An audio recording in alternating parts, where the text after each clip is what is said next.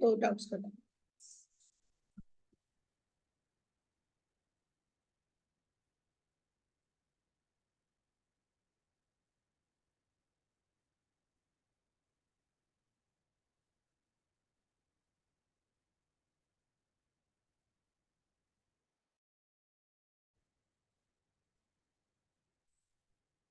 So good morning students, आज हम करने वाले हैं पॉलीजेनिक इनहेरिटेंस, राइट।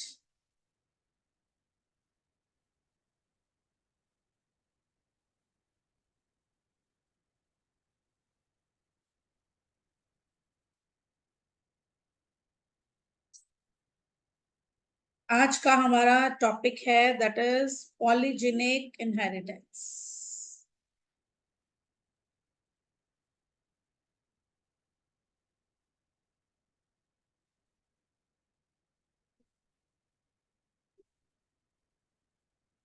अभी तक हमने पढ़ा कि एक जीन जो है वो एक हमारे ट्रेट को कंट्रोल करता है, ठीक है, लेकिन ऐसा जरूरी नहीं है।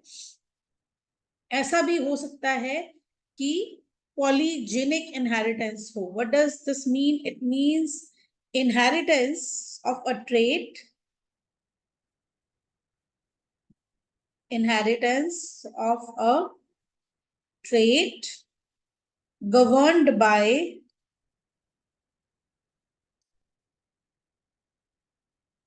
more than one genes।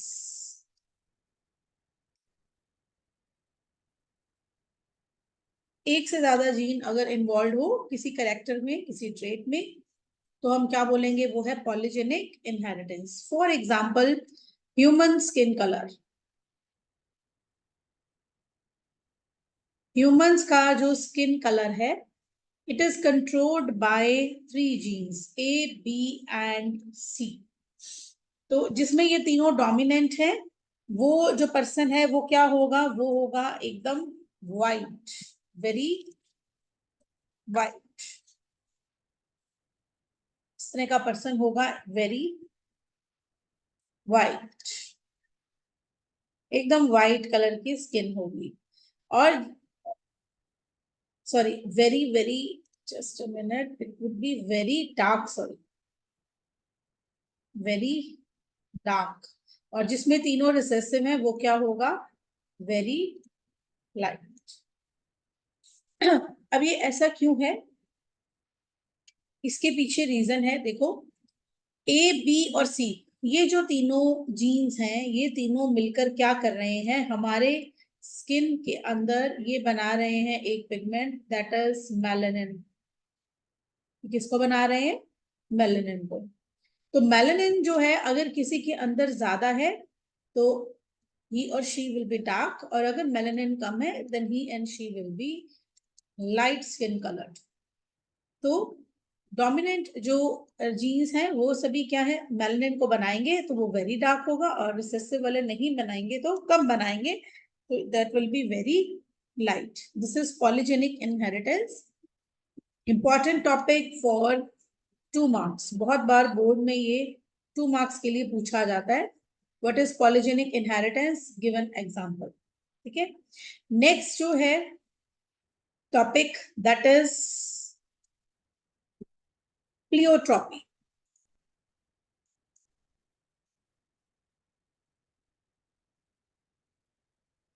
Pleiotropy, pleiotropy जो है ये एक फिनोमिना है जो मेंडल ने जो कहा था कि एक जीन एक को कंट्रोल करता है, और ये सारी चीजों को जो प्लियोट्रॉपी है वो गलत साबित कर देती है। पहला जो है पॉलीजेनिक इनहेरिटेंस हो गया, उसने गलत साबित कर दिया कि एक जीन एक करेक्टर को कंट्रोल नहीं करता। एक जीन जो है वो कई सारे जो है करेक्टर्स को कंट्रोल कर सकता है। और यहाँ पर हमारे पास एक है प्लियोट्रॉपी, दैट इज इसमें एक जीन, अ सिंगल जीन, एक ही जीन है, और ये क्या कर रहा है? It influences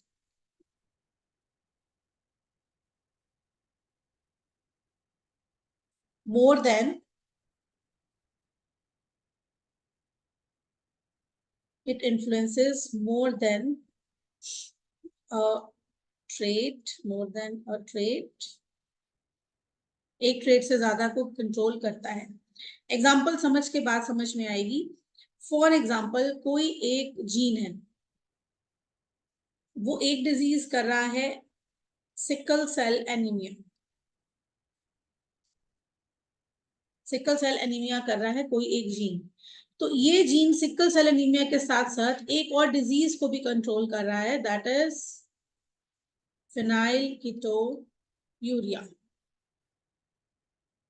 phenyl ketone urea. अब सिकल सेल एनीमिया क्या डिजीज है बेटा? सिकल सेल एनीमिया डिजीज है जिसमें नॉर्मली हमारे आरबीसीज की शेप होती है ऐसी बाइकनकेव। अभी आरबीसीज ऐसे ना होकर ये ऐसे होते हैं सिकल की शेप के।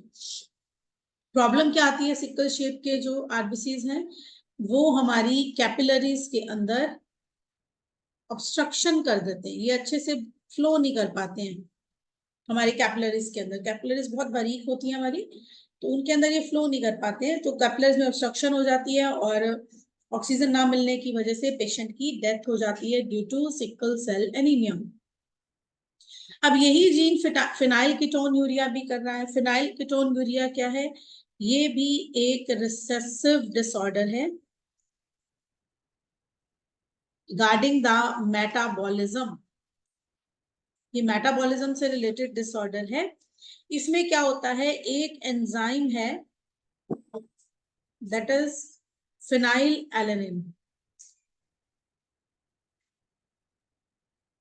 फिनाइल एलेनिन नाम का एक एंजाइम है। इसको जो है हमें जरूरत होती है क्योंकि ये एक टॉक्सिक सब्सटेंस को चेंज कर देता है, फिनाइल एलेनिन नाम के एक सब्सटेंस को चेंज कर देता है इनटू टायरोसिन। टायरोसिन हमारे लिए इंपॉर्टेंट है amino acid. Phenyl alanine is toxic for us. तो फिनाइल एलेनिन डिहाइड्रोलेज नाम का एंजाइम हमें चाहिए, और वो कौन बनाएगा? ये जीन बनाएगा। और यही जीन क्या बना रहा है? सिकल शेप के आरबीसीज भी बना रहा है। तो एक जीन एक काम ना कर कर दो कामों को एक साथ कंट्रोल कर रहा है, and this is known as polygenic inheritance. Is it clear? ये दोनों ही टर्म्स में से एक जरूर आती है and it is very very important, polygenic inheritance and pleiotropy. Next जो टॉपिक है that is about mutations.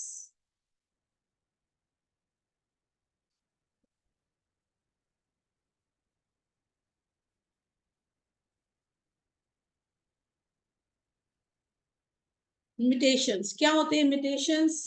Mutations का मतलब है कि जीन के एक्सप्रेशन में चेंज हो जाना। जीन के एक्सप्रेशन में चेंज हो जाना मींस जीन का नंबर चेंज हो सकता है, या जीन का सीक्वेंस चेंज हो सकता है कि अगर वो 1 2 3 4 सीक्वेंस में लगे हैं तो ये सीक्वेंस चेंज हो जाए, या हो सकता है कि जीन जो है किस टाइप के न्यूक्लियोटाइड से बने हैं। अभी न्यूक्लियोटाइड क्या होता है थोड़ा सा आइडिया देती हूँ। जो आपका डीएनए है ना बेटा, इट्स लाइक अ मोतियों की माला।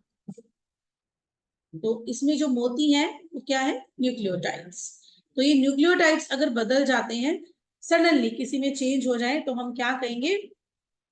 उसके अंदर क्या आ गई हैं? म्यूटेशंस। ठीक है।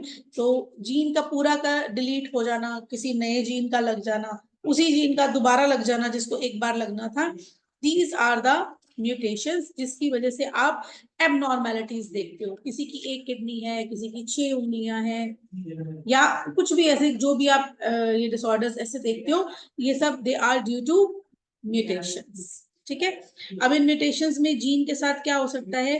जीन की डिलीशन, मान लो 1 2 3 4 ऐसे सीक्वेंस में जीन चलना था, अब ये क्या है? 1 2 4 3 गायब है, तो दिस इज डिलीशन। ठीक है। या हो सकता है डुप्लीकेशन। डुप्लीकेशन मतलब 1 2 3 4 ऐसा नॉर्मल था, लेकिन अब कैसा हो रहा है? ये 1 2 2 3 4, अब 2 वाला जीन डुप्लीकेट हो गया। ठीक है। या रिवर्स ऑर्डर में लग गया, कुछ भी ऐसा हो सकता है। These are known as mutations. ठीक है। म्यूटेशंस जो हैं करने वाले क्या चीजें होती हैं? म्यूटेशंस केमिकल्स भी कर सकती हैं, म्यूटेशंस रेडिएशन भी कर सकती है, और ऐसे करने वाले माइक्रो ऑर्गेनिजम्स भी हो सकते हैं, और ये सब क्या कहलाते हैं? म्यूटेजेंस। जो म्यूटेशन करे दे आर म्यूटेजेंस। ठीक है। तो म्यूटेशंस क्या है? These are the sudden inheritable traits, जो सडनली किसी में एक अचानक से नया सा करेक्टर आ जाए, दैट इज म्यूटेशंस। ठीक है। नेक्स्ट जो छोटे छोटे टॉपिक्स है इसमें सारे आपके, नेक्स्ट जो टॉपिक है that is about pedigree analysis.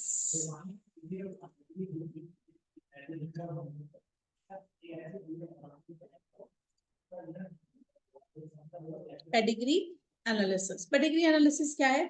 अब हमने जैसे क्रॉसेस देखे है ना, इन क्रॉस में हमने जो है लॉ ऑफ डोमिनेंस और इसमें बनाया कि टॉल है, ड्वार्फ है, पहले सारे टॉल बने, फिर 3 टॉल बने और एक जो है वो ड्वार्फ बना।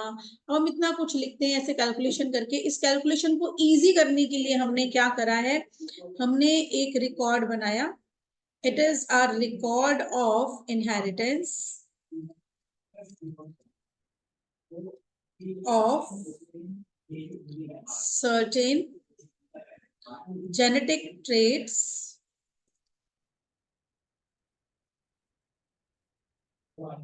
for 2 or more generations presented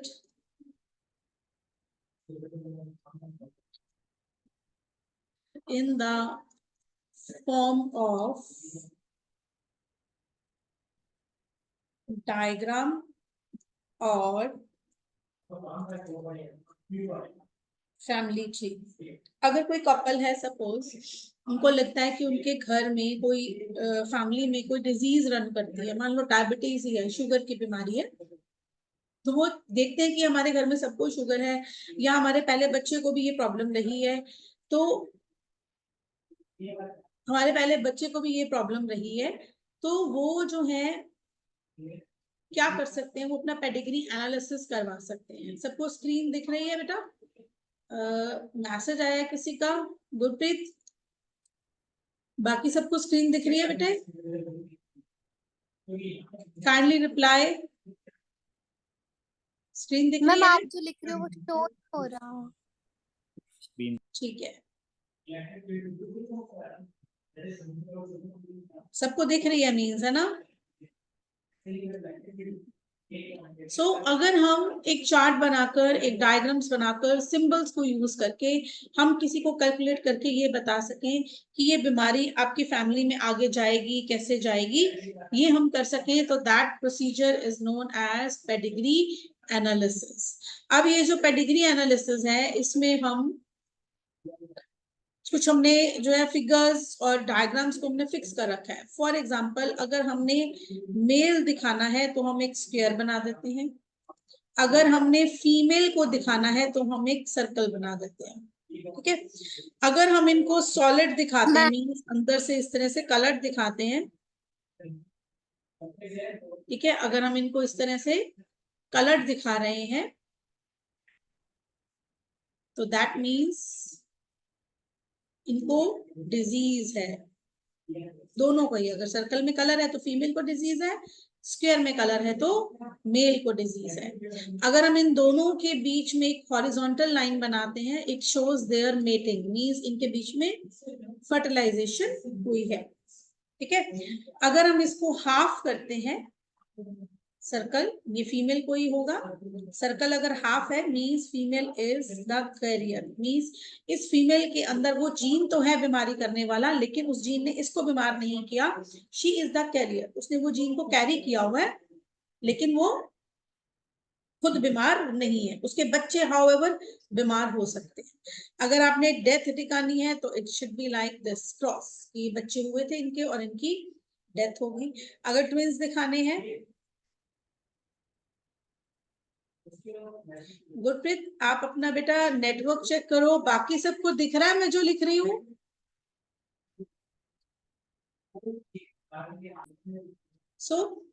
अगर आपने ट्विंस दिखाने हैं तो अगर दोनों गर्ल्स हैं तो ऐसे, और दोनों बॉयज हैं तो ऐसे आप दिखाएंगे, और अगर एक गर्ल है और एक बॉय है तो आप ऐसे करके एक साथ दिखाएंगे।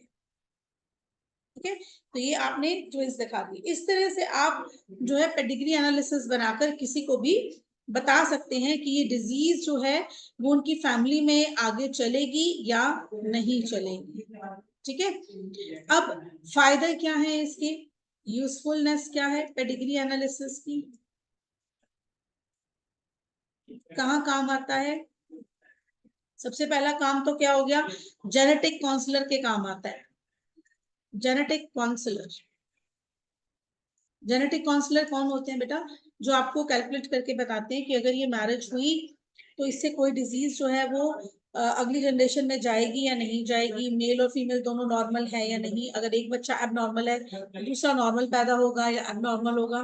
तो जेनेटिक काउंसलर इस सारी बातों में हमें हेल्प करते हैं। तो जेनेटिक काउंसलर को ऐसी बीमारियां जैसे हीमोफीलिया, कलर ब्लाइंडनेस का जानलेवा तो नहीं है, बट फिनाइल कीटोन्यूरिया, थैलेसीमिया, ऐसी बीमारियां बेटा जिनका इलाज नहीं है, सारी उम्र बच्चों का या तुम्हें ब्लड बदलवाना पड़ता है, खर्चा भी करना पड़ता है, या ऐसे बच्चे इंडिपेंडेंट भी नहीं होते, तो माँ बाप अगर उनकी रिस्पॉन्सिबिलिटी नहीं ले सकते हैं, पूरी उम्र उनको नहीं संभाल सकते हैं, तो जेनेटिक काउंसलर के पास जाकर वो पहले से बर्थ से पहले चेक करवा सकते हैं ड्यूरिंग प्रेगनेंसी कि हमारा होने वाला बच्चा नॉर्मल होगा या नहीं होगा। मींस मेल और फीमेल, मदर और फादर दोनों का जेनेटिक कॉन्स्टिट्यूशन, डीएनए चेक होता है।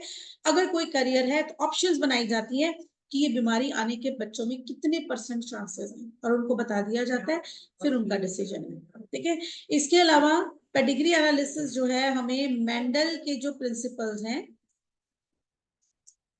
मेंडल के जो प्रिंसिपल्स हैं वो भी एप्लीकेबल होते हैं ह्यूमन बींग्स पर।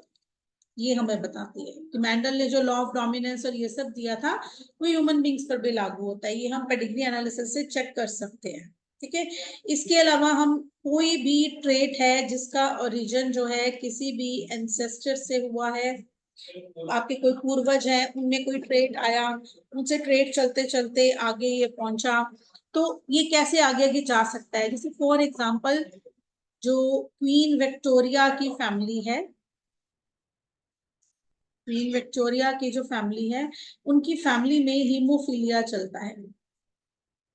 Haemophilia is a bleeding disorder, cut लगता है तो ब्लीडिंग चलती ही रहती है, ब्लीडिंग रुकती नहीं है। ठीक है, तो क्वीन विक्टोरिया जो यूरोप की क्वीन है, रॉयल फैमिली की है, उनकी फैमिली में हीमोफीलिया डिजीज जो है वो चलती है। अब अगर उनकी फैमिली में से कोई मैरिज करता है किसी के साथ तो ये डिजीज आगे बच्चों में होगी या नहीं होगी, कितने % चांसेस है कि होगी, ये सब हम पेडिग्री एनालिसिस से कैलकुलेट कर सकते हैं। इसके अलावा क्लोज रिलेटिव्स में अगर मैरिज होती है, जैसा कि मोहम्मदन्स में चलता है, क्लोज रिलेटिव्स में मैरिज अगर होती है तो उसके क्या कॉन्सिक्वेंसेस होंगे, कि क्या बीमारियां होने के चांसेस बढ़ जाएंगे, कम होंगे, ये सब चीजें जो है ये हमें पेडिग्री एनालिसिस जो है वो बताती है। ठीक है, नेक्स्ट जो है topic that is about genetic disorders, जो आपके क्रोमोसोम्स में हैं, क्रोमोसोमल और जेनेटिक डिसऑर्डर्स। क्रोमोसोमल और जेनेटिक डिसऑर्डर्स में दो तरह के डिसऑर्डर्स हैं, एक हमारे ऑटोसोम्स पर, यानी कि जो हमारे 44 क्रोमोसोम्स हैं, एक डिसऑर्डर्स होते हैं एलोसोम्स पर, मींस हमारे एक्स और वाई क्रोमोसोम्स पर, सेक्स क्रोमोसोम्स पर। सबसे पहले हम करते हैं ऑटोसोमल डिसऑर्डर्स। ऑटोसोमल डिसऑर्डर्स जो हैं उनमें सबसे इंपॉर्टेंट है दैट इज डाउन्स सिंड्रोम। अब कोई क्रोमोसोम कट गया, कोई क्रोमोसोम डबल हो गया, कोई क्रोमोसोम रह गया, कोई क्रोमोसोम जो है उल्ट जगह पे लग गया, इन सब की वजह से होते हैं ये डिसऑर्डर्स। डाउन सिंड्रोम को अगर हम वन लाइन में एक्सप्लेन करना चाहें तो this is known as trisomy of chromosome number 21। Trisomy का मतलब क्या है कि क्रॉसिंग ओवर के बाद ये एक क्रोमोसोम और ये रहा दूसरा क्रोमोसोम, इन क्रोमोसोम्स को सेपरेट हो जाना चाहिए था क्रॉसिंग ओवर के टाइम पे, मदर में भी और फादर में भी। किसी वजह से अगर ये सेपरेट नहीं होते हैं तो ये क्रोमोसोम्स कैसे दिखने वाले हैं, ये इस तरह से एक दूसरे के साथ यूं जुड़े रह जाएंगे। इसे हम क्या बोलते हैं, this is non disjunction. Disjunction क्या होता है, सेपरेट होना, तो non disjunction of chromosome number 21, उसकी वजह से होता है डाउन्स सिंड्रोम। अपने ऐसे स्पेशल बच्चे देखे भी होंगे कहीं ना कहीं, सर्च करना इसको गूगल पे और आई विल शेयर, एक मैं आपसे शेयर करूंगी। ऐसे बच्चों में क्या क्या सिम्टम्स होते हैं,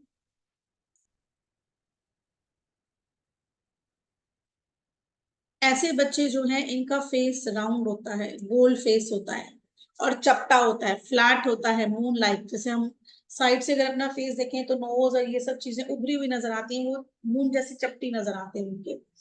ठीक है, ओपन माउथ, मुंह हमेशा खुला रहता है, एंड प्रोट्रूडिंग टंग, जीभ बाहर निकलती है, जीभ जो है वो बाहर निकली हुई होती है। शॉर्ट नेक,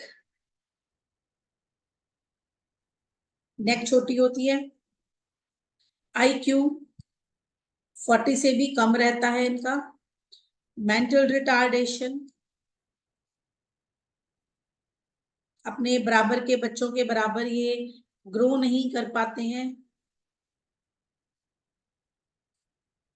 ठीक है, एंड जो इनके जेनिटेलिया है, चाहे वो मेल है चाहे वो फीमेल है, रिप्रोडक्टिव ऑर्गन्स जो हैं वो भी डेवलप ठीक से नहीं होते हैं, मींस ये रिप्रोडक्शन भी नहीं कर सकते हैं। ऐसा ज्यादातर तब होता है बेटा जब कोई फीमेल जो है 40 प्लस की एज में है और उसके बाद उनके बच्चे हों, तो ये डाउन सिंड्रोम होने के चांसेस बढ़ जाते हैं। और अगर किसी को डाउन सिंड्रोम है, अगर एक बच्चे को है, इसका मतलब आपके अंदर जीन है और ये आगे चलकर अगले बच्चों में भी उनके हो सकता है। तो इसके लिए अभी जो हमने किया पेडिग्री एनालिसिस, ऐसे डिसऑर्डर्स के लिए हम पेडिग्री एनालिसिस करवा सकते हैं। सेकंड जो डिसऑर्डर है दैट इज एडवर्ड सिंड्रोम।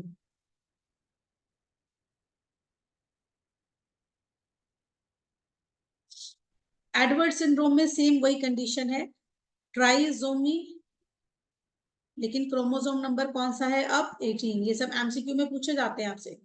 ठीक है, इस केस में या डाउन सिंड्रोम के केस में भी टोटल नंबर ऑफ क्रोमोसोम कितने हो जाएंगे अब 47, 46 होते हैं नॉर्मली, अब 46 ना होकर कितने हो जाएंगे 47, एक क्रोमोसोम बढ़ गया। ऐसे बच्चे 6 मंथ से ज्यादा नहीं जीते, 6 मंथ्स के अंदर अंदर उनकी डेथ हो जाती है।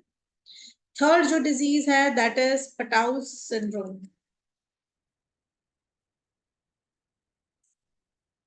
Third is Patau syndrome.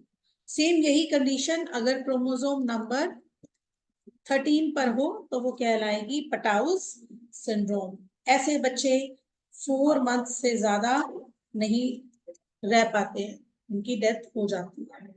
तो ये हो गए हमारे एबनॉर्मेलिटीज ऑफ एलोसोम्स, ऑटोसोम्स। ये रे ऑटोसोम्स की हमारी कौन कौन सी एबनॉर्मेलिटीज हैं। नंबर 1 डाउन सिंड्रोम, जिसमें क्रोमोसोम नंबर 21 पे 3 लगे हैं। ठीक है, नंबर 2 इज एडवर्ड सिंड्रोम, जिसमें क्रोमोसोम नंबर 18 पे है, and number 3 is Patau syndrome, जिसमें क्रोमोसोम नंबर 13 पर ये सिचुएशन है।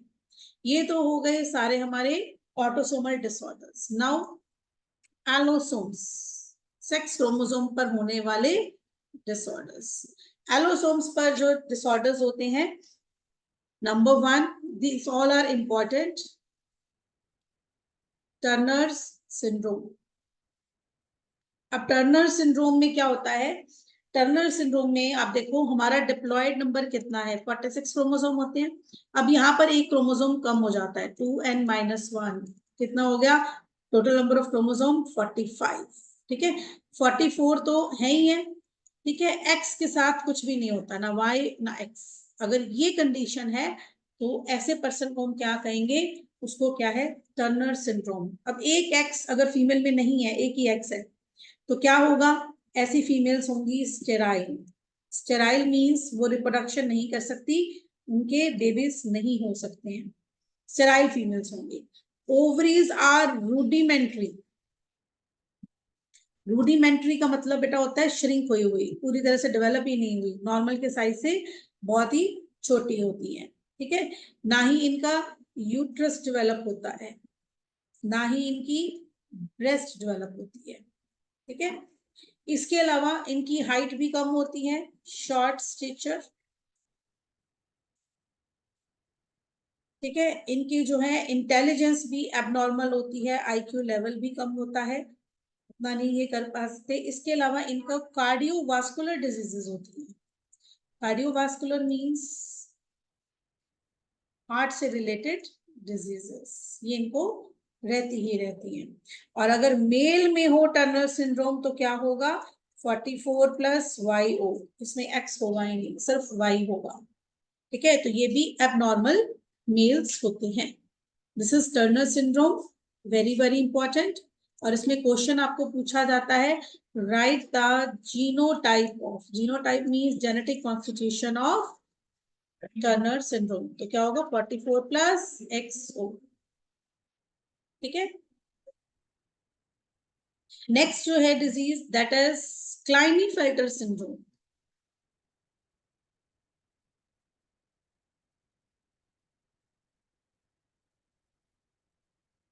क्लाइनीफेल्टर सिंड्रोम, क्लाइनीफेल्टर सिंड्रोम में क्या होता है, अब इसमें है ट्राइसोमी, लेकिन ये सेक्सुअल क्रोमोसोम पे है, तो ट्राइसोमी ऑफ सेक्स क्रोमोसोम। वो ऑटोसोम से down syndrome, Patau syndrome, Edward syndrome. यहाँ पर अब टोटल नंबर ऑफ क्रोमोसोम कितना हो गया, 47। मतलब अगर फीमेल है तो 44 ऑटोसोम्स तो हैं, 2X होते हैं, अब 2 ना छोड़कर कितने X हो गए, 3X। मेल है तो 44 ऑटोसोम्स तो रहने ही रहने, प्लस XXY, ये इनकी जेनेटिक कॉन्स्टिट्यूशन हो जाती है। मेल्स कैसे होंगे, स्टेराइल, रिप्रोडक्शन नहीं कर पाएंगे ये। ठीक है, मेंटली रिटार्डेड होते हैं, मेंटल रिटार्डेशन रहती है इनके अंदर, मींस नॉर्मल ग्रो नहीं कर पाते। फीमेल की तरह थोड़े बहुत हेयर होते हैं बॉडी पे, जैसे मेल्स की बॉडी हेयर ज्यादा होते हैं, तो इनके अंदर फीमेल्स की तरह कम हेयर होते हैं। नॉक नीज, इनके नीज को जब हम मोड़ते हैं तो हमें उसमें से आवाज आती है। ठीक है, वॉइस लाइक फीमेल, लड़कियों जैसी ही इनकी आवाज होगी। ठीक है, और इनके अंदर ब्रेस्ट डेवलपमेंट भी देखी जाती है लाइक फीमेल्स, क्योंकि एक एक्स क्रोमोसोम एक्स्ट्रा आ गया, वाई क्रोमोसोम तो अपना इफेक्ट दिखाएगा ही दिखाएगा, प्लस एक एक्स क्रोमोसोम एक्स्ट्रा आकर फीमेल्स के कैरेक्टर उसमें बढ़ गए। ठीक है, ऐसे ही एक और जो है वो डिसऑर्डर है जिसे हम बोलते हैं सुपर फीमेल्स। ठीक है, इसको हम क्या बोलेंगे, सुपर फीमेल्स। ये क्या कहलाएंगे, सुपर फीमेल्स। ऐसे सुपर मेल्स भी होते हैं। सुपर मेल्स कौन होंगे, अब जिनमें 44 ऑटोसोम्स तो हैं, एक्स और अब वाई 2 हैं, तो वो क्या बन गए, सुपर मेल्स। अब मेल के करेक्टर उनमें ज्यादा होंगे। ठीक है, this is all about today's lecture. Thank you very much.